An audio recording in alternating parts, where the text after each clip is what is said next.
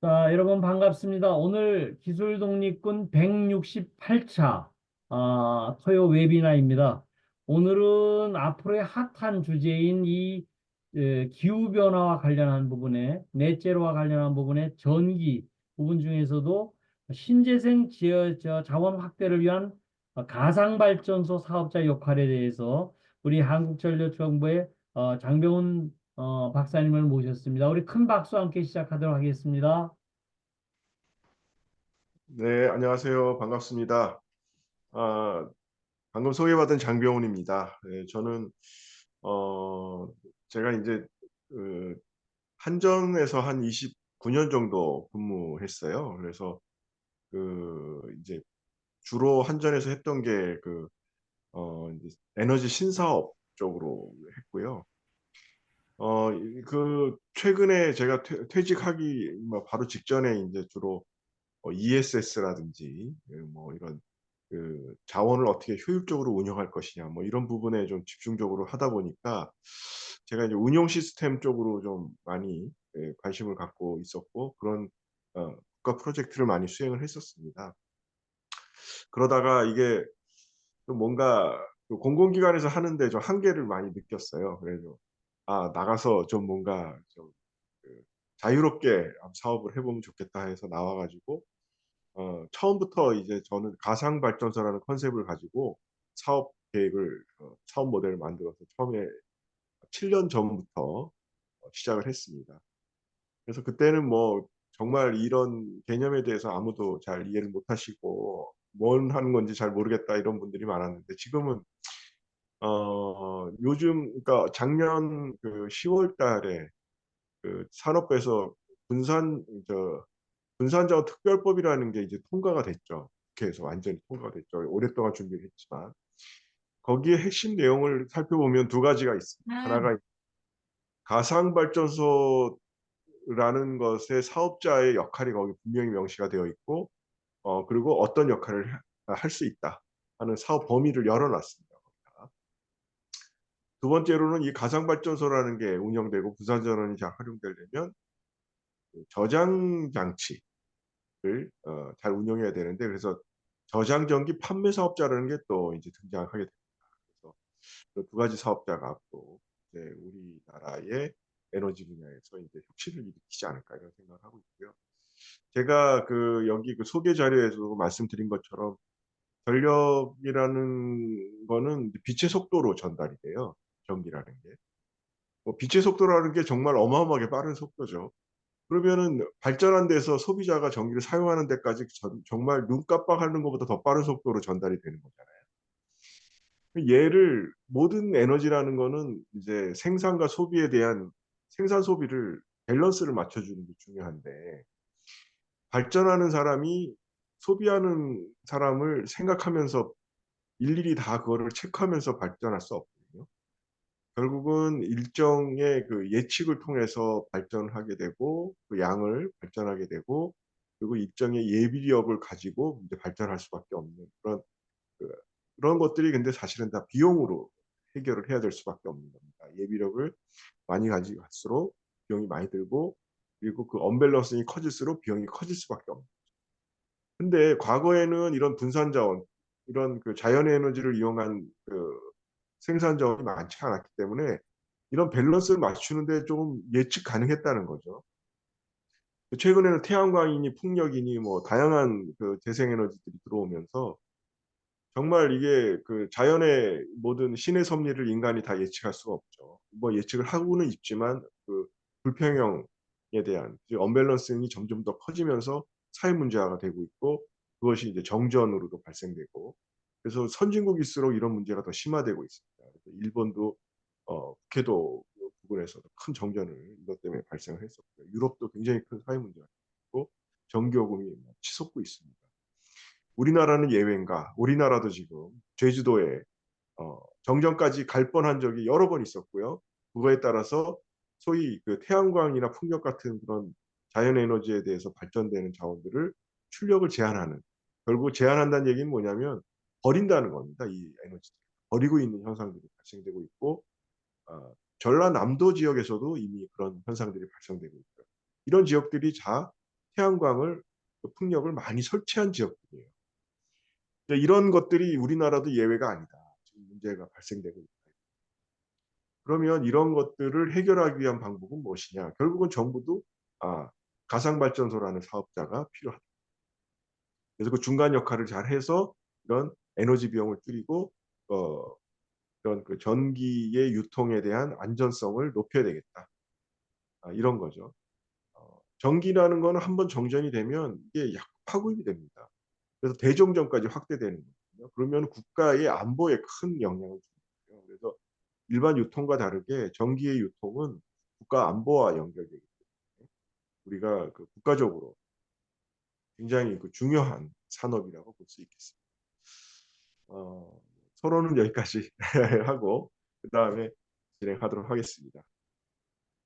제가 준비한 목차는 이제 가상발전소가 왜 필요한지, 그리고 그런 의미에서 실시간 입찰이라는 시장이 국내에서 올해부터 도입이 되는데 그거에 대한 플랫폼은 어떻게 구성이 됐고 이거에 대한 포주나 사례가 있다는 걸 말씀드리는 거로 하겠습니다.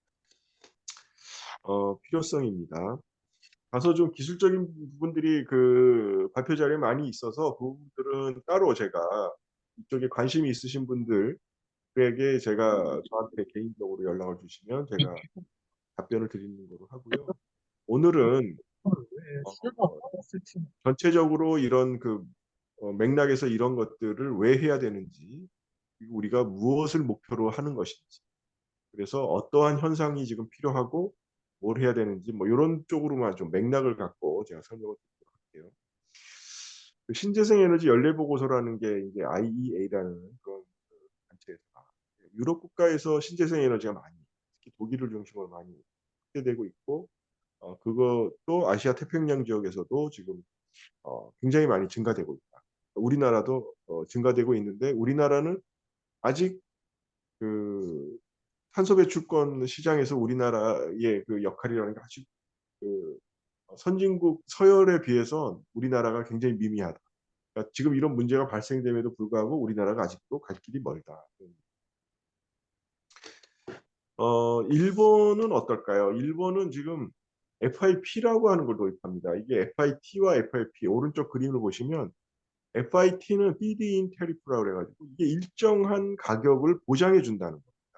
시장 가격이 변동을 해서 내가 그 일정한 가격보다 못할 경우에는 그 차액을 보장해 주는. 지금까지 우리나라 그렇게 해왔고요. 일본도 그렇게 해왔다가 이거 안 되겠다. 이거 너무 태양광 사업자들이 너무 유리하다. 그래갖고 이제 FIP라고 해서 일정 변동성을 가지고 다 유지하면서 일정 비용을 지불해 주는. 무슨 얘기냐면은 내가 필요할 때는 좀 더 주고 안 필요할 때는 좀 덜 주겠다. 국가도 이제 머리를 쓰기 시작하는 겁니다. 그래서 필요한 부분만 취하겠다. 그러니까 FIP로 가면 그냥 손 놓고 가만히 팔짱 끼고 앉아서 돈 버는 시대는 지나갔다 이런 얘기 보시면 되겠습니다. 우리나라도 이제 22년 10월부터 해서 이런 정책 개선 방안이 나오면서 결국은 작년에 분산의 특별법이 제정이 됐죠. 왼쪽 아래에 보시면 2003년 6월에 특별법이 제정이 되고 이것이 이제 국회 통과까지 돼서 결국은 올해 시행이 된다. 이렇게 보시면 되겠습니다. 왜 필요할까요? 가상발전소라는 게 옛날에도 태양광이 있었어요. 태양광이 있었는데 그냥 조그맣게 자기가 설치해서 그냥 내가 조금 쓰는 거죠. 전기요금 절감하는 정도로. 근데 이제 그런 차원에서 벗어났다는 겁니다.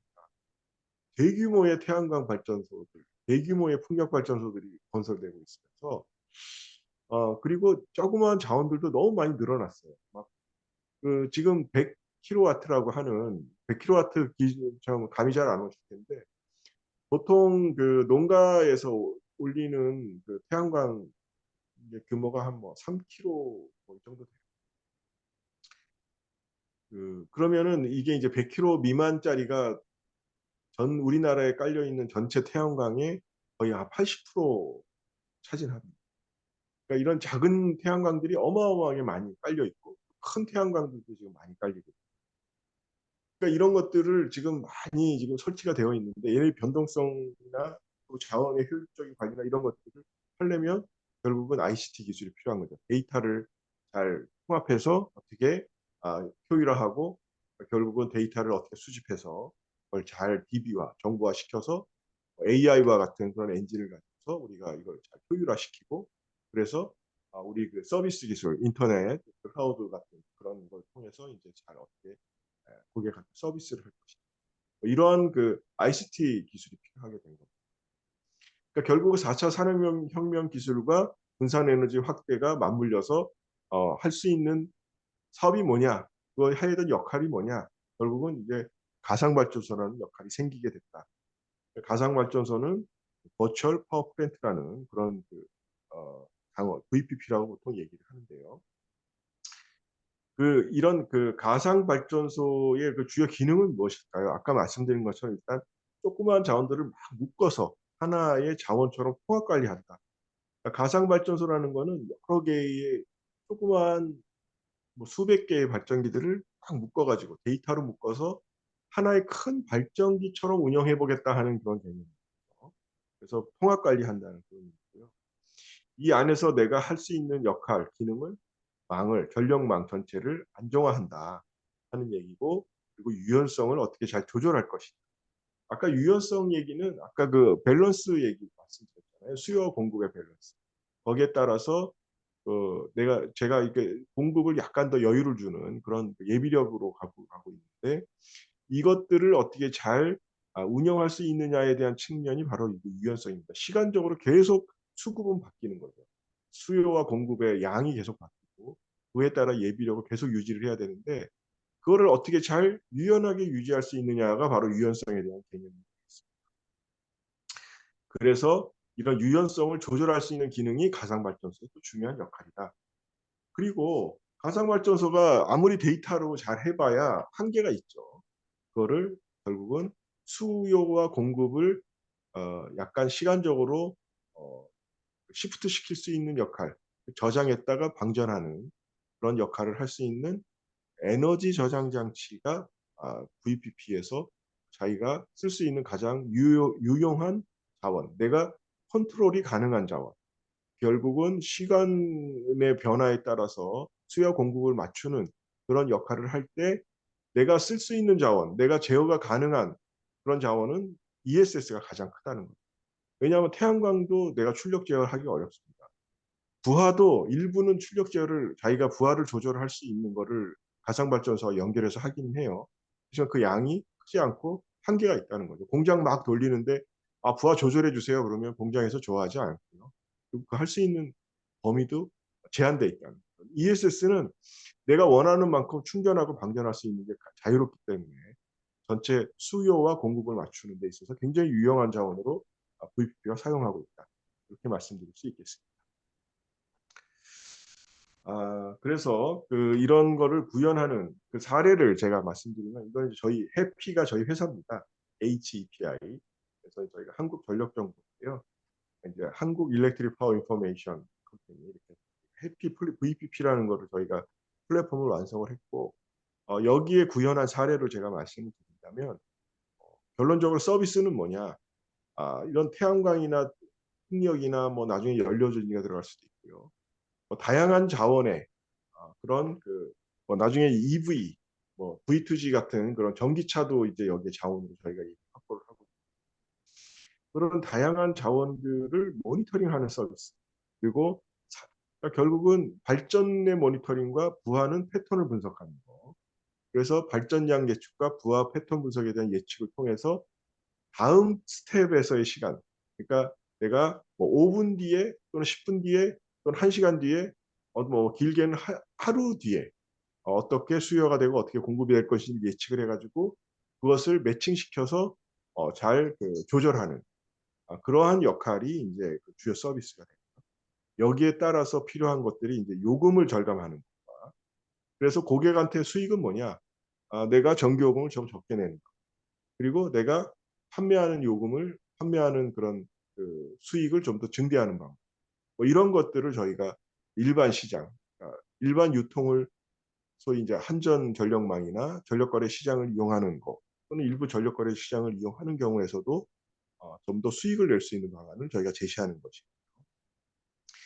그래서 이제 KPX가 한국전력거래소인데요. 여기에 저희가 이제 참여를 합니다. 자원을 묶어서. 그래서 KPX는 전력 거래 시장은 주식 시장하고 똑같이 생각하시면 돼요. 주식 시장도 일반 그 주식을 보유한 그 매매자들이 증권사를 통해서 거래를 하잖아요. 그 증권사는 이 매수 주문, 매도 주문 받아가지고 그거를 이제 증권 거래소에다가 해서 그 매칭 시켜가지고 수익을 내고 또는 손해를 보기도 하고. 저희도 이거를 자원을 묶어서 전력 거래소에 판매를 합니다. 수익을 내요. 거기서. 그럼 전력 거래소는 저희 VPP 자원도 들어오고 그다음에 뭐 화력 발전기, 원자력 발전기 뭐 이런 그 발전소들도 여기에 참여를 하는 거예요. 입찰에. 그래서 같이 입찰에 참여를 해서 저희가 여기서 수익을 내는 이런 구조가 되겠습니다. 그런데 전력 거래소를 꼭 이용해야 되느냐? 나는 철수네 집에서 태양광 발전해서 영희의 집에 어, 냉장고 돌리는데 판매하고 싶다. 가능한 얘기예요. 이거를 역할을 VPP 사업자가 할 수 있어요. 그거를 우리가 직접 PPA라고 얘기합니다. Power Purchase Agreement라고 하는 건데요. PPA는. 그래서 이런 직접 PPA를 통해서 내가 나 혼자 아리백이라는 얘기는 이제 우리 윤 대통령 때문에 굉장히 유명해졌는데요. 리뉴어블 에너지로 100% 쓴다 이런 의미인데 내가 그 전기를 리뉴어블 에너지를 내가 보유한 태양광, 내가 보유한 풍력을 가지고 내 전기를 100% 쓴다는 것도 가능한데 꼭 그럴 수는 없잖아요. 그러면 내가 남이 발전한 태양광, 남이 발전한 풍력 가지고 내 전기 100% 쓴다도 아리백이라는 거죠. 영희가 나 아리백 하려고 그러는데 철수가 만든 태양광 발전력 가지고 내가 아리백 하겠다. 이것도 가능하다. 어떻게? 직접 PPA를 이용해서. 이런 얘기입니다.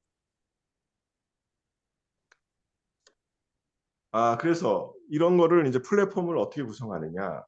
이제 말씀드린 것처럼 데이터 수집해가지고 플랫폼에서 이제 뭐 발전사, 태양광 발전사, 뭐 이런 중개 사업자, 저희가 이제 중개거래 사업자이기도 하고, 저희가 중개거래 사업자를 저희 플랫폼에 이용해드리는 저희 고객으로도 저희가 하고 있고요. 이걸 이제 전력 거래를 하게 되는 거죠. 플랫폼에서는 내부에서는 많은 일들이 벌어지고 있습니다. 그래서 어, 여러 가지 너무 좀 기술적인 부분들이라서 하여튼 많은 일을 하고 있어요. 아까 말씀드린 기본 컨셉은 수요 공급을 맞추기 위한 그 내부적인 효율화 그리고 예측하는 그런 엔진. 그래서 매칭 프로그램들 뭐 이런 것들이 이 안에서 들어가고 있고. 그래서 서비스는 뭐라냐? 아까 말씀드린 네 가지. 입찰 서비스, 에너지 모니터링, 그다음에 뭐 스마트 컨트랙트 서비스, 그다음에 이제 어, 사용자들에 대한 또 정보 보안. 가상발전소의 성능을 저희가 이제 구축한 그런 가상발전소예요. IoT 데이터 수집해서 저희가 이제 DB와 이거를 진단 분석 예측 모듈해서 시각화해가지고 저희가 이제 웹 서버에서 UI UX 한다. 뭐 이거 IT 하시는 분들은 뭐 기본적으로 이런 로직일 거다 하고 이제 예측을 하실 거고요. 여기에 저희가 어떤 컨텐츠를 집어넣을 것이냐 하는 것들을 아주 개념적으로 집어넣고 DB는 저희가 수집 DB, 학습 분석 DB, 서비스 DB, 클라우드로 다 분산시켰습니다. 이유는 서비스는 계속 바뀔 수 있어요. 이게 전력거래 시장도 계속 변화하고 있고 그러면 서비스만 바뀌어서 하면 되는데 서비스 바꾸면 학습 분석 DB도 바뀌고 수집 DB 다 연동해서 바뀌지 않도록 효율적으로 이런 서비스, 소위 이제 저희 플랫폼을 효율적으로 운영하기 위한 그런 방안을 쓰고 있다. 그런 얘기고요. 자, 그럼 입찰 시장, 실시간 입찰 시장에 대해서 설명을 드릴 텐데 이거를 왜 설명을 드리냐면 우리나라가 지금 그 기로에 서 있다. 그러니까 올해부터 작년에 분산에너지 특별법 발의해서 통과시키고 올해부터 이제 시행한다고 말씀드렸고요. 2월 달부터 제주도부터 이제 시범 사업 시작해가지고 하고 내년부터 육지계통으로 전체 확대한다 이런 걸 갖고 있는데 거기에 시장의 핵심이 뭐냐? 실시간 입찰 시장을 개설한다는 거거든요. 그게 이제 올해 그 2월부터 제주도에서 시장을 개설하고 내년 육지로 확대한다. 그럼 실시간 입찰 시장이라는 게 어떤 의미인지 분산에너지 특별법과 바로 직결되는 그런 정부에서 할 수 있는 그 시장, 그러니까 정부에서 하고자 하는 목표를 정확하게 보여주고 있는 거라고 말씀드릴 수 있습니다. 시장의 참여 모델은 이제 재생 신재생 에너지가 단독은 1메가 넘는 경우, 그리고 1메가가 안 되는 경우는 참여 못 하나요? 할 수 있어요. 1메가가 안 되는 거는 집합형으로 해서 작은 자원들을 막 묶어가지고 1메가를 넘기면 할 수 있어요. 그러면 이제 이런 그 가상 발전소가 되는 거죠. 집합형이. 근데 얘도 규모가 100을 넘어가면 안 돼요. 100메가. 100메가 넘어가는 경우는 어떡합니까? 그러면 가상 발전소 하나 더 만드는 거예요. 가상 발전소가 2개 되는 거예요. 그러니까 이 플랫폼은 가상 발전소 플랫폼은 VPP 1, 2, 3, 4 해서 100개도 될 수 있고 뭐 많을 수도 있어요. 근데 하나의 VPP는 그 밑에 많은 분산 자원들을 갖고 있다. 그런 그 소위 계층적 구조를 갖게 된다. 말씀드릴 수 있습니다. 이 나머지는 뭐좀 너무 복잡해서 이거는 좀 정말 이쪽에 관심 있으신 분은 저한테 연락을 주시면 제가 아주 자세하게 설명을 드리고요. 결국 여기 핵심은 뭐냐면 내가 출력 제어가 가능해야 되겠다 하는 거예요. 출력 제어를 가능한 자원으로 만들어야 된다. 입찰제도 뭐 이렇게 나와 있는데 이게 일반 전기공학 전공한 사람도 이해하기 어렵습니다. 그러니까 이걸 다 이해하실 필요가 없어요. 나는 내가 저기 태양광 발전 뭐 사업 지금 하고 있는데 또는 관심이 있는데 내가 좀 뭐 이런 거 좀 사업화해서 하고 싶은데 실시간 입찰 시장 들어갈 수 있을까요? 저희한테 연락하시면 저희가 저희 플랫폼에서 그냥 이용하시면 돼요. 이런 복잡한 내용들은 저희 알고리즘에 이미 다 들어가 있다 이렇게 말씀드릴 수 있고요. 여기에 이런 기본 룰에 베이스로 해서 중요한 거는 입찰 전략이 들어가야 되는 거거든요. 남하고 입찰이라는 거는 경쟁이잖아요. 경쟁 입찰인 거잖아요. 그러니까 남보다 그 낙찰률을 높여서 수익을 증대시키는 이런 그 입찰 전략이 굉장히 중요한데 이거는 전략거래 시장에 대한 구조를 잘 이해하지 않으면 하면 굉장히 어려운 그런 부분이라 이 부분까지 다 일반 분들이 다 아실 필요는 없습니다. 굉장히 복잡합니다, 이게 사실. 여기서 중요한 거는 D2, D1, D-Day, D 플러스 이렇게 돼 있는데 결국은 옛날에는 하루 전 입찰 시장에서 실시간 입찰 시장으로 바뀌었다는 것을 말씀드리고 싶은 거고요. 실시간 입찰 시장은 결국은 15분마다 시장이 개설되는 거예요. 그러니까 15분이 그럼 실시간 맞아요? 보는 사람 관점에 따라서 15분도 굉장히 긴 시간이고 실시간이 아니라고 보실 수도 있어요. 실시로 아닙니다. 15분은. 그렇지만 이제 전력 KPX 입장에서 하루 전 입찰 시장하다가 1시간도 아니고 15분 단위로 한다니까 이거는 실시간성이다 이렇게 해서 이름은 실시간 입찰 시장이라고 붙였고 75분 전에 입찰을 합니다. 5분마다 입찰 시장이 생길 수도 있어요. 나중에 빨리 1분마다 생길 수도 있고 나중에 ICT 기술이 발전되고 하게 되면 1초마다 할 수도 있고요. 0.00001초마다 할 수도 있게 되는 시대가 오겠죠. 미래 시대에는. 현재는 15분마다 우리나라를 하고 있고 외국에는 5분마다 하려고 하는 데도 있습니다. 자, 이게 뭐 시나리오 뭐 복잡하죠. 뭐 이런 시나리오에 의해서 한다. 그래서 사실 공개를 제가 여기다가 이렇게 처음 이렇게 해드리는데 이거 옛날에 제가 작년에 우리나라에서 이거 그 한다는 걸 하고 제가 이런 여러 가지 프로세스나 이런 걸 처음 설계를 해서 작년 그 여름에 한번 제가 그 전시회 그 발표회 한번 했고 그 작년에 그 대한전기학회에서도 제가 좀 발표를 했고 두 번 발표를 했는데 그때는 이렇게 자세하게 제가 공개를 안 했어요. 근데 지금 오늘 기술 독립군을 통해서 제가 처음으로 이렇게 자세하게 다 보여드리고 이렇게 하는 이유는 뭐 일단 자신 있다는 거 하고 두 번째로는 여러분들하고 뭔가를 같이 해보고 싶다는 뜻입니다. 그래서 저희하고 이제 만약에 사업을 같이 하실 의향이 있으시면 저희가 자세한 그런 그 안내를 해드릴 수 있다. 이런 자세한 프로세스까지는 여러분들이 다 아실 필요는 없을 것 같습니다. 위찰 플랫폼이 저희가 어떻게 구성이 되어 있느냐. 어, 일단은 이게 그 편리하고 그리고 이제 편리하려면 자동화가 잘 그다음에 자동화가 잘 되어 있어야 되고요. 그다음에 이제 그 정확해야 되고 그다음에 안정적으로 운영해야 되고 수입 보장돼야 되는 그런 그 5가지 컨셉을 가지고 저희가 이런 것들을 다 만들었습니다. 그래서 자세하게 말씀을 드리면 일단은 그 대시보드는 이런 형태로 해서 이걸 계속 지금 업그레이드 되고 있긴 한데 이런 대시보드를 형태로 이제 자원 관리를 하고 있고요. 그리고 그 자원 관리 조회를 이렇게 다양하게 했습니다. 그리고 제주도 지도가 나와 있죠. 그래서 제주도를 일단 시범 사업을 하니까 그 제주도 자원을 이제 대상으로 이렇게 하고 있습니다. 그리고 이제 예측하는 그런 그 화면이 따로 있다는 거. 입찰 예측을 해서 그래서 입찰 내역을 저희가 알 수 있게 되고 나중에 이제 정산을 볼 수 있는 정산 관리를 할 수 있는 내용.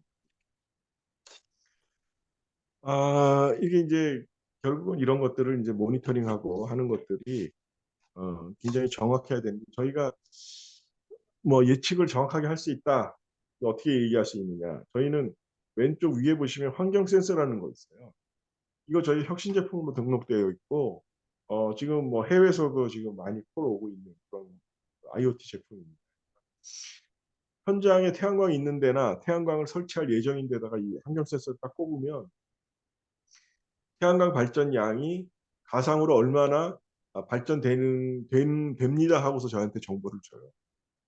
근데 굉장히 정확한 정보인 거죠. 왜냐하면은 이 환경 센서에 의해서 일사량이나 그다음에 주변 온도, 습도, 미세먼지까지 자기가 다 측정하면서 요 정도로 발전을 하는 겁니다 하고서 저한테 알려주면 기존에 있는 태양광에 이상이 생겼을 때 얘가 원래는 100이라는 거 하는 게 맞는데 실제 발전량을 보니까 95밖에 안 나오더라. 그러면 태양광 문제 있다 하는 거 바로 저희가 이때 이성 신호를 저희가 알려드릴 수 있고 설치 예정인 곳에서는 원래만 뭐 이 정도로 하면은 뭐 태양광 발전량에 의해서 본인이 얼마를 수익을 낼 수 있습니다 하는 가상의 그런 시뮬레이션, 가상의 그런 운영을 해볼 수 있는 그런 이제 설비이고요.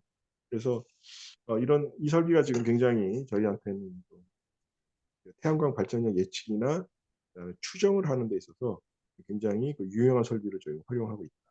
그래서 이런 정확한 일사량 계측을 통해서 발전량 예측해가지고 검증을 해서 고도화해서 이 실시간 입찰 시장에 현재 대응하는 그런 무기를 저희가 갖고 있다 이렇게 말씀드리겠습니다. 그다음에 여기에 그 ESS라는 게 이제 들어옵니다.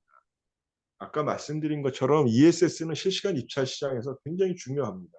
실시간성으로 15분마다 내가 태양광 뭐 얼마나 발전하는데 지금 시장에서는 얼마만큼을 뭐 줄여야 되는데 또 늘려야 되는데 뭐 이런 요구가 들어오면 이걸 할 방법이 없어요. 태양광을 어떻게 컨트롤하겠어요? 그러면 그때 이제 ESS가 등장해서 그거에 입찰에 대응하는 그런 ESS와 신재생의 연동된 운영 시스템 이게 굉장히 중요한 거죠. 그래서 이거를 어떻게 잘 관리하느냐가 굉장히 중요합니다. 그래서 이거에 대해서 이제 뭐 운영하는 그런 기능들이 제공이 됩니다. 신재생 플러스 ESS에 대해. ESS가 우리 지금 신문 보시면 가끔가다 요 관심 있으신 분들은 알 텐데 배터리를 주로 쓰거든요. 리튬 이온 배터리 쓰는데 삼원계라는 걸 씁니다. 그래서 뭐 니켈, 망간, 코발트를 합성하는 삼원계 배터리를 이제 삼성, LG, SK 뭐 이런 데서 우리나라 대기업들이 지금 배터리 자동차용 배터리 중소 주로 하고 있는데 ESS도 하고 있고요. 이거 우리나라가 배터리 강국이에요. 이게 3개 회사를 합치면 전국에서 전 세계에서 우리나라가 배터리 이쪽으로는 중국보다 더 우위에 있어요. 그런데 최근에 이 문제가 어떤 게 생기냐면 폭발 사고가 많이 나요. 결국은 이것들을 어떻게 잘 관리하느냐가 이제 핵심인 거거든요. 그래서 저희가 이 부분에 저희가 또 특별한 그런 솔루션을 갖고 있습니다. 그래서 통방전하고 SOC 밸런싱 제어에 대한 모니터링을 실시간으로 하게 되는 그런 기술을 갖고 있고요. 여기에서 이제 BMS 상태 감시를 통해서 이상 관측을 저희가 하도록 이상 문제가 있으면 실시간성으로 바로 가서 문제가 있다 그러면 그거를 바로 알리고 위급사항이 있다 그러면 바로 셧다운 시키는 그런 기능. 이게 이제 결국은 이런 화면, 상태 감시 서비스를 하는 그런 화면까지 저희가 다 실시간 입차 시장을 위해서 이제 개발이 되어 있다. 그래서 그다음에 이제 향후에는 이런 현재는 전력거래소가 준비만 하고 있는데 주파수라는 게 있어요. 그래서 실시간으로 계속 뭐 예를 들어 1분마다 하면 1분마다 이렇게 주파수 변동에 따라서 이제 중간발 신호를 받아요. 일반 발전기들은 이렇게 받고 있고. 그래서 그러한 시장까지 저희가 대비하고 있다 이렇게 말씀드립니다. 미래 시장도 대비하고 있다. 그래서 저희 플랫폼은 아까 말씀드린 이러한 형태로 가고 있다. 형태까지 말씀드리고요. 그럼 이런 가상 발전소를 하려면 표준화가 필요하다. 그래서 국내 표준화 사례를 말씀드리는데 이게 이제 제가 표준화 할 때 제가 이제 요거를 주도를 했습니다. 그래서 요 표준화의 그 위원회가 있었는데 위원회 그 회장을 통해서 어, 그 리더죠. 리더를 역할을 하면서 이 표준을 만들었어요. 21년도에 제가 이걸 만들었고 그래서 이때 그 배경 뭐 이런 거는 말씀드린 것처럼 이런 것 때문에 지금까지 하는 것 때문에 이제 이런 VPP가 필요했고 표준을 만들어야 된다. 그래서 필요성 같은 거 말씀드렸고 이런 전력망과 분산 자원 관련해서 중간 역할을 하는 그런 그 가상 발전소가 필요하고 그거에 대해서 유스 케이스를 기반으로 저희가 표준을 만들었다. 그래서 뭐 이런 DR 소위 이제 수요 자원을 컨트롤하는 그런 형태의 VPP 그런 게 필요하다는 거 하고 그다음에 그 발전 자원들을 묶어서 하는 그런 VPP가 필요하다. 그다음에 그 예측 서비스를 하는 VPP가 필요하다. 출력을 제약을 출력 제약 그러니까 이제 이것저것 컨트롤하는 그런 출력 제어 필요하는 거. 그리고 국내는 그런 게 이제 현재 가능한 21년도에 가능한 그런 서비스를 제가 유스 케이스로 제안을 했고 해외는 어떤가? 그 중국에서도 그러면 부하를 저감하는 서비스, 그다음에 주파수 제어하는 서비스, 종합 에너지 서비스를 하는 거 중국에서 그런 게 있고 호주에서도 이제 주파수 제어 서비스, 그다음에 중국도 이제 2차 주파수 수요 반응, 중국도 다른 선전 가상 발전 서비스 이런 것들이 있었습니다. 그래서 지금 말씀드린 것처럼 우리나라도 이렇게 그 가상 발전소라는 사업이 본격화 되지만 이미 호주나 또 유럽 케이스도 있고요.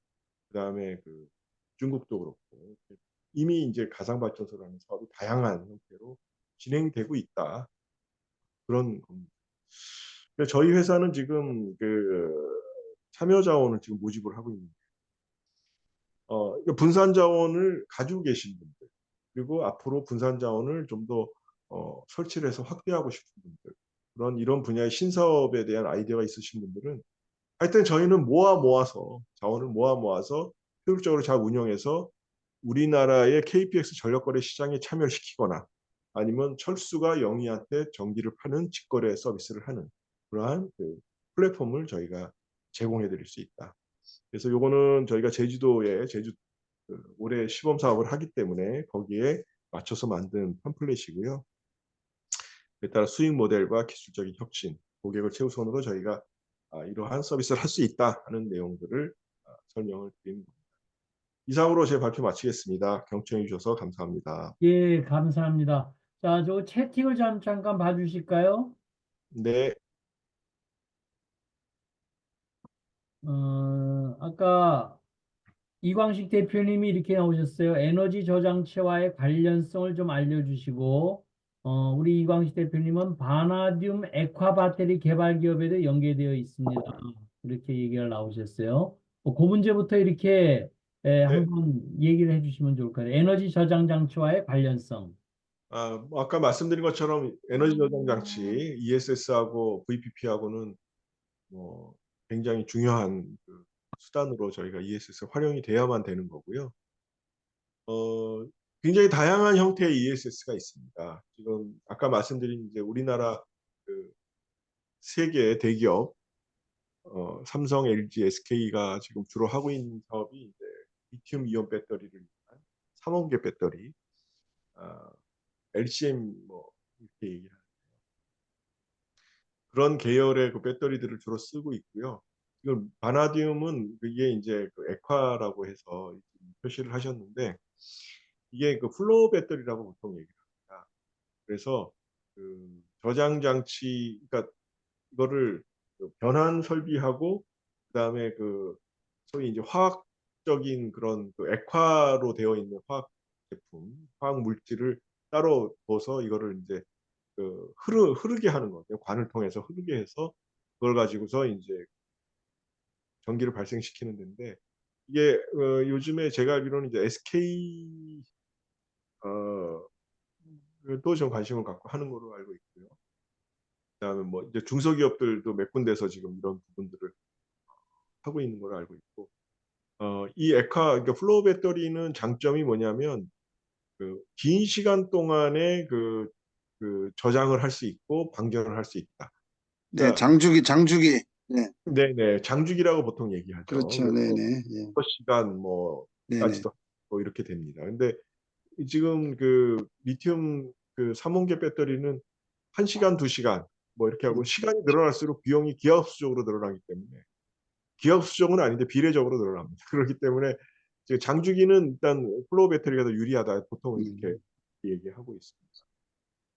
그래서 저희는 이제 그 말씀하신 대로 장주기 그 리튬 슬로 배터리에 지금 현재 개발 단계인데 아직 뭐 10kg 정도까지는 아직 개발이 안 됐어요. 일매가를 해야 되는데 할 예정이고 그런데 지금 저희는 디젤 쪽에서 발전한 아프리카나 이런 쪽에 보면은 그 디젤 발전소가 많이 있는데 거기서 발생되는 전기를 축적해 가지고 그 나눠주기 야간에 쓰는 그런 것들을 개발 생각을 하고 있고 그래서 EMS를 붙이려고 그러는데 EMS 수준이 좀 낮아가지고 고민 중에 있어요. 그래서 아, 말씀하신 대로 이제 이 EMS를 포함한 이런 그 가상 발전소 개념을 조금 풀로는 도입을 못하더라도 약간은 붙이면은 더 시스템이 효율적될 것 같아서 제가 뭐 이런 말씀을 드린 거고 나중에 네네. 혹시 필요하면 저희가 네. 저희가 이제 요 개발하는 친구가 있기 때문에 같이 해서 네. 한번 대표님 만나 뵙고 할 테니까 혹시 명함을 저 개톡으로 명함 하나 좀 띄워주세요. 네네. 네. 네. 네, 자, 감사합니다. 네, 네, 주민보 대표님이 이렇게 질문 나오셨어요. 네. 이렇게 짧은 시간에 입찰을 하려면 동시에 에너지 수집이 가능해야 되는 데이터 수집에 해당 고객에 순순히 동의하고 데이터를 주는지요? 이렇게 질문하셨어요. 네. 그러니까 데이터 지금 이제 이거를 제가 아까 말씀드린 두 가지 방식이 있다고 말씀드렸고요. 하나는 한국전력거래소라는 소위 증권거래소 같은 한국전력거래소의 개설 시장을 통해서 입찰을 해서 수익을 내는 방법이 있고 또 하나는 철수가 영희한테 직접 하는 방법이 있다고 말씀드렸는데 전자인 경우에 전력거래 시장인 경우에는 저희가 사전에 자원하고 저희하고 계약을 먼저 맺습니다. 계약을 해서 저희하고 이미 그 실시간으로 계속 저희는 그 자원 정보를 계속 받고 있는 상태가 돼요. 그렇기 때문에 이제 지금 그 데이터를 줄 수 있느냐에 대한 부분을 이렇게 말씀드릴 수 있고요. 철수가 영희한테 파는 경우는 이거는 이것도 결국은 계약에 의해서 하는데 이거는 좀 더 다른 방식의 계약입니다.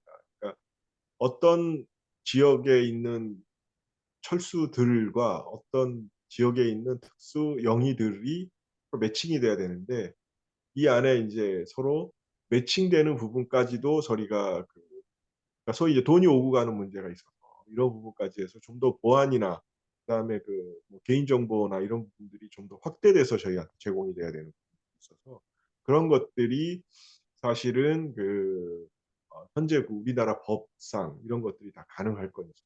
특히 뭐 여러 가지 부분들에서 블록체인 기술이나 이런 걸 쓴다면 더 제약이 더 많아지고 이런 것들은 아직도 풀어야 될 숙제로 남아 있습니다. 예, 데이터 수집과 관련해서 제가 잠깐 하나 질문 하나 좀 드리면 아까 환경 센서를 개발하셨다고 근데 자체 개발을 하셨는가요? 네, 그렇습니다. 아, 그래서 요 부분이 우리 해피, 우리 장병훈 대표님의 아주 핵심 그 기술이 되시는가요?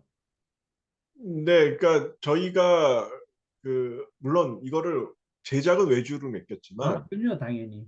그러니까 여러 아이디어나 뭐 이런 그 핵심적인 기술들은 저희가 보유를 하고 있고요. 네, 예, 그다음에 그러니까, ESS 상태 감시라는 걸 저희가 아까 말씀드렸는데 예, 이게 두 가지 그렇습니다. 저희가 좀 더 좀 딥한 기술, 딥테크라고 할까요? 뭐 좀 그쪽을 저희가 좀 보고 있고 이런 사실 플랫폼 기술은 누구나 시간과 뭐 이런 걸 투자를 하면 하실 수 있어요. 근데 이제 이 안에는 좀 많은 노하우가 좀 녹여 있는 거죠. 그러니까 제가 이제 한전에서 오래 근무하고 그 전력거래소라는 데가 이제 한전에서 분사한 거거든요. 그래서 그쪽하고도 이제 계속 교류를 하면서 제가 저 전력 거래 시장 운용에 대한 어떤 부분들도 제가 좀 이해를 다른 분들보다는 조금 더 할 수 있어서 그런 부분들을 좀 이런 플랫폼에 많이 녹여 넣었습니다. 오늘 그 발표한 부분은 처음으로 공개하는 아주 특급 비밀도 있는 것 같은데, 하여튼 그런 부분에 있어서 굉장히 자신감을 느끼시고서 아주 선두주자라는 부분을 오늘 굉장히 저는 느꼈습니다. 자, 아, 그다음에 우리 박진우 교수님이 전반적으로 현재 신재생 에너지 발전량이 한전의 송배전 계통에 들어가서 활용되는 비율이 어느 정도 수준인가요? 이렇게 질문하셨어요. 네, 신재생 에너지가 지금 비율 말씀하신 거죠? 맞나요? 네, 직접 우리 박 교수님하고 저 통화 한번 해보시죠. 박 교수님이 질문을 해주셔도 괜찮습니다. 예, 제가 그 국내에 신재생 에너지 투자된 내용에 대해서 조사할 기회가 있었어요. 그런데 아, 네. 네. 예, 뭐 풍력 발전이나 이게 태양광 발전이 이게 굉장히 발전 용량하고 실제로 사용되는 거하고는 엄청난 차이들이 있더라고요. 그렇게 아, 네. 알게 된 게 독일 사람들이 90기가와트인가 아무튼 그 풍력 발전을 그렇게 많이 투자했는데 어느 날 한 2주일 동안 그거의 10%도 제대로 못 썼다는 얘기를 들었어요. 그래서 와, 근데 독일은 사실은 아시는 것처럼 지멘스 같은 회사들이 바로 그 발전된 거를 이제 그 개통에 들어갈 수 있게 수많은 그 수 기간 동안 꽤 긴 기간 동안에 노하우 통해 가지고 바로 들어갈 수 있을 수준까지 다 만들어 놓은 나라였거든요. 네, 그러니까 네. 우리나라는 지금 따라가는 입장인데 아니, 얘기 안 하셔도 돼요. 아직 미미한 정도라고 알고 있으면 되겠습니까? 맞습니다.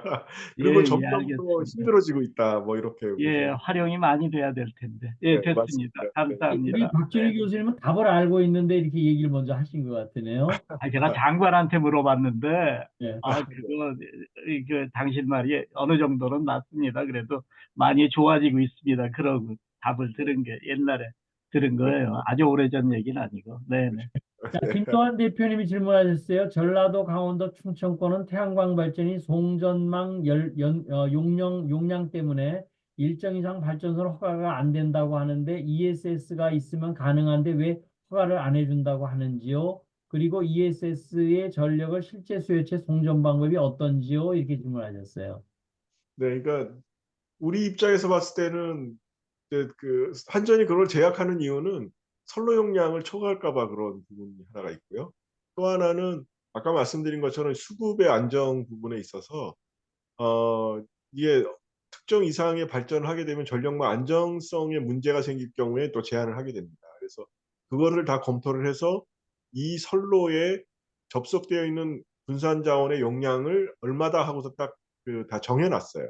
근데 그거를 어 내가 추가로 더 설치하겠다 그러는데 그 선로에 여유가 있으면 해 주는데 없으면 안 해 주는 거죠.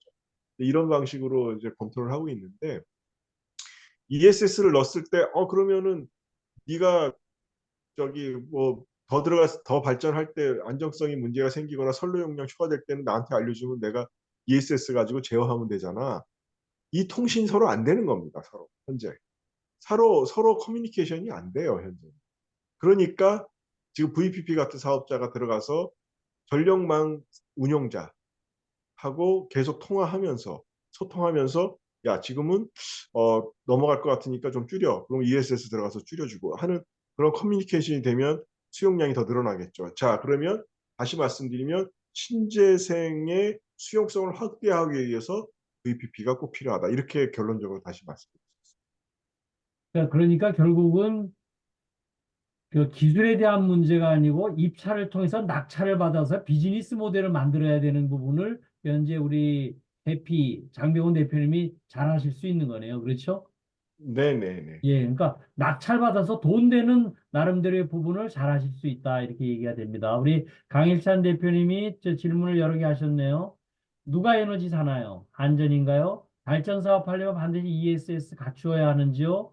시스템을 도입하는 참여자는 현재 발전 사업자인가요? 발전 사업을 하려면 환경 센서를 설치해 사업 선언하는 비용은 발전 사업 예정지 사업성도 검토해 주실 수 있는가요? 이렇게 질문하셨어요. 네. 뭐 저희 다 가능한 말씀드리고요. 뭐 그다음에 그 에너지를 누가 사느냐. 그러니까 한전에서의 역할은 뭐냐면 한전이 유통을 담당하는 거거든요. 그러니까 화력 발전소나 이제 원자력 발전소나 이런 게 이제 한전에서 분사돼서 지금 발전 사업자로 들어가 있는데 물론 한전의 자회사이긴 하지만 현재로서는 이제 시장에 분리되어 있죠. 그래서 우리나라는 이런 발전 사업자들이 그 공급 그러니까 도매 시장이라고 하는데요. 그 전력의 그 전력 시장의 도매 시장에서 입찰을 합니다. 그때 이제 VPP 사업자도 같이 입찰을 하게 되는 거고요. 그럼 입찰을 해서 가격이 결정되면 그 가격에 의해서 한전이 그 S&P라고 시스템 마지널 프라이스라는 게 이제 계속 생기는 거거든요. 그 가격에 의해서 한전이 그 발전된 그 전기를 사는 거예요. 한전이 사서 우리 일반 가정하게 팔잖아요. 소매로. 근데 소매는 시장이 없어요, 현재. 소매는 한전이 그냥 일방적으로 전기요금에 대한 단가 계약으로 일반 소비자한테 판매하죠. 자, 이런 구조에서 한전은 유통을 담당하는데 이게 이제 전력 산업의 구조 개편을 하다만 우리나라의 특별 케이스입니다. 외국 같은 경우는 그냥 공기업이 다 전기를 만들어서 유통해서 판매까지 다 하거나 아니면은 전력거래 시장을 개설을 하려면 도매 시장하고 소매 시장, 즉 발전 시장하고 그다음에 이쪽 그 소매, 그러니까 우리 그 일반 가정들을 해서 전기를 이제 판매하는 그 판매 시장이 둘 다 개설이 돼야 맞는 거거든요. 근데 우리나라는 한쪽만 개설돼서 전륜발이 이게 굉장히 지금 우리나라가 전 세계적으로 딱 우리나라밖에 없는 아주 특수한 형태. 이게 정치적으로 때문에 그렇습니다. 그러니까 전력산업 구조 개편하다가 중간에 딱 멈췄어요. 소매 시장까지 개편해야 되는데 안 합니다. 왜? 이거 하게 되면 전기요금 오르고 정치적으로 내 정권에서는 안 된다. 다들 이러고 있는 상황에서 지금 결국은 뭐 거의 20년을 끌고 있는 상황. 좀 말이 길어졌는데요. 하여튼 그런 상황에서 전기를 누가 사냐? 한전이 그 시장에 판매를 하게 되면 시장에서 판매된 전기는 한전이 사게 되고요. 시장을 이용한 경우에 철수가 하고 영이 말씀드렸는데 그러면은 이제 이거는 각 개인이 사게 되는 케이스가 되고 개인이 개인한테 직거래가 되는 그런 케이스가 좀 다르고요. 그다음에 환경 센서에 대한 말씀을 하셨는데 환경 센서는 저희가 당연히 지금 마케팅을 국내에서 저희가 지금 일반한테는 저희가 공격적으로 하지 않고 있고요. 공공기관 시범 구매만 저희가 지금 진행하고 있습니다. 저희가 이게 작년에 혁신 제품 등록을 했고 지금 이제 그 마케팅을 시작하는 단계에 있거든요. 그래서 지금 공공부터 저희가 먼저 그래서 공공기관들을 대상으로 지금 현재 시범 사업적으로 지금 진행하고 있고 자, 우리 일세 장승철 대표님이 질문하셨네요. 네. 철수가 영희에게 VPP를 통하지 않고 직접 전기 거래를 유상으로 가능한지 법적 제한은 없는지요? 이렇게 얘기해 보셨어요. VPP가 통하지 않고 직접이라는 의미는 그냥 개인적으로 철수가 영희한테 뭐 전화 걸어서 나 팔게 이렇게 가능하다 이런 의미이신가요? 우리 그 지- 직접 질문을 좀 해보세요. 예, 질문 좀 하겠습니다. 우선 잠깐. 질문을 드렸는데요. 그 질문 중에서 제일 핵심 요지는 발표했는데 신생에너지에 대해서 미래 재생 산업 에너지에 대해서 아주 중요한 어떤 역할을 하시게 될 것 같아요. 그럼 지금 이 시스템이 만약에 지금 제일 마지막에 사업자 뭐 관계자 모집한다 그랬는데 지금 태양광 사업을 에너지 사업을 하는 사람이 전부 다 이게 이 시스템을 도입하면 도움이 된다 이렇게 이해를 했는데 이해가 맞는지 모르겠고요. 제일 중요한 것은 하나는 발전 사업 예정지가 있는데 지금 이게 뭐 검토해서 이게 가능성이 있다 아까 센서를 심어가지고 뭐 측정하면은 그게 가능한 데가 제일 궁금하거든요. 그게 어떻게 되는지를 좀 알려주시고 그리고 이 사업자 참여자는 지금 발전 사업을 하는 사람이 참여자인지, 그리고 아까 한전이 산다고 그랬는데, 그러면 입찰하면은 사는 자도 여럿이 있어야 이게 입찰 경쟁이 되는데, 그러면 입찰 가격이 결정되면 최저가로 그날 입찰 참여자 중에서 최저가로 전력 요금이 결정해서 사가는 건가요, 한전이요? 그런 게 좀 궁금하네요. 네네. 실시간 입찰 시장 제도는 지금 전력거래 그 시장의 전체적인 큰 그림에서 신재생 실시간 입찰 시장이 거기에 맞물려서 들어가는 된 거고요. 그럼 15분마다 시장 가격이 만들어집니다. 시장 가격이 만들어진 거에 최저가로 그냥 사간다는 이야기입니까? 입찰 참여 써내는 가격 중에서요? 그렇습니다. 아, 최저가 그렇습니까? 예, 가는 거죠. 그러면 발전 사업을 하려 그러면은 제가 발전 사업을 궁금해서 좀 검토해 보면서 사업 설치자한테 좀 문의도 하고 했는데 우리 회사는 그런 것까지는 담당 안 하시죠? 지금 그 발전소 뭐 발전 사업 예정지 사업성 검토 이거 제가 질문했죠. 네, 이거는 하는 데가 많이 있습니다. 뭐 이거는 이제 태양광을 설치하는 설치업자들한테도 얘기하면 해드린다고 다 얘기하거든요. 예, 그렇게 이야기한 그러면 그 우리의 환경 센서 같은 걸 심어가지고 자기들이 다 측정해 보나요? 안 하죠. 그러니까 경제성을 파괴해야 이게 사업자도 이게 투자해서 그러면 하면 되겠다 안 되겠다를 판단할 수 있는데 보통 입니다. 사업자 그런 사람들 사이비들이 많아가지고 네, 무작정 하면 됩니다 이렇게 한다고 이야기하거든요. 네, 그러니까요. 저희는 그리고 제 철학을 하나 좀 잠깐 말씀드리면, 예. 저는 산 깎고 뭐 호수에다가 뭐 물 막고 이래가지고 태양광 설치하는 거 저는 사실 반대하거든요. 제가 그 지금까지 태양광 사업을 직접 안 했어요.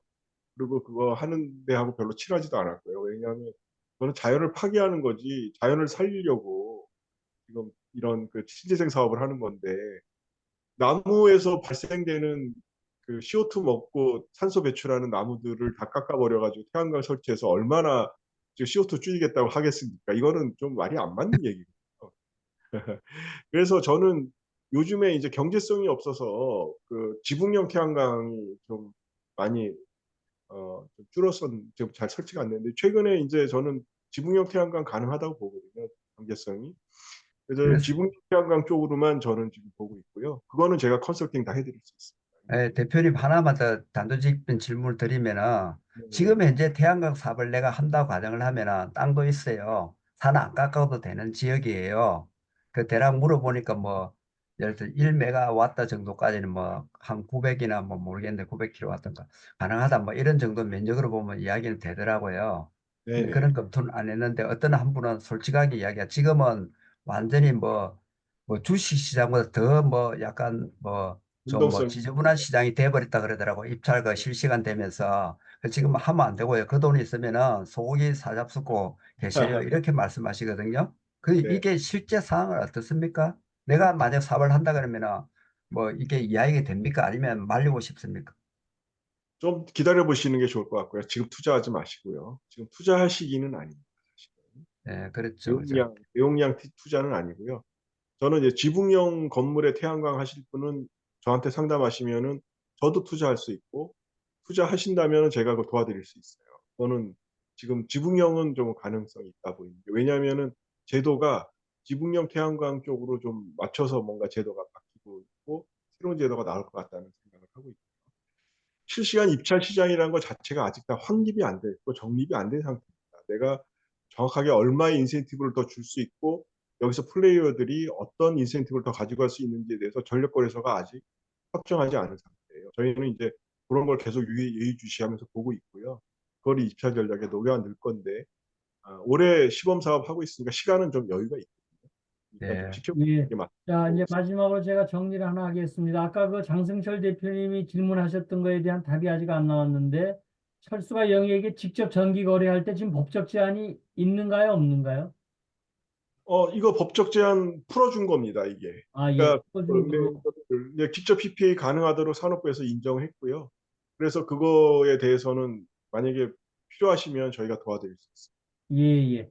자, 이제 카톡 원 부분 전부 다 채팅 부분은 끝났습니다. 자, 이제 질문 혹시 하실 분 있으시면 한 번만 더 얘기를 좀 할까요? 자, 없으시면은 제가 마지막 클로징 하겠습니다. 우리 장병훈 박사님이 20년 전에 그 다이빙 하다가 지금 전신마비로 이렇게 하신 그 어려움을 딛고서도 이 분야의 아주 대표적인 선도주자로 하셨다는 것에 대해서 오늘 가슴이 좀 뭉클했고요. 오늘 앞으로 VPP에 대한 선구적인 입장에 있으셔서 VPP 그러면 우리 장병훈 박사님하고 같이 얘기하실 수 있는 부분이 되면은 해피 회사가 해피인데 해피하게 만들어둘 수 있다. 이렇게 오늘 클로징하면서 우리 끝내도록 하겠습니다. 우리 장 박사님께 큰 박수와 함께 끝내도록 하겠습니다. 네, 아이, 감사합니다. 제가 뭐 연락처는 단톡방에다 제 연락처 올려드리도록 하겠습니다. 문의사항 있으시면 언제든지 이메일이나 전화 주시면 감사하겠습니다. 네, 감사합니다. 행복한 주말 되십시오. 감사합니다. 감사합니다.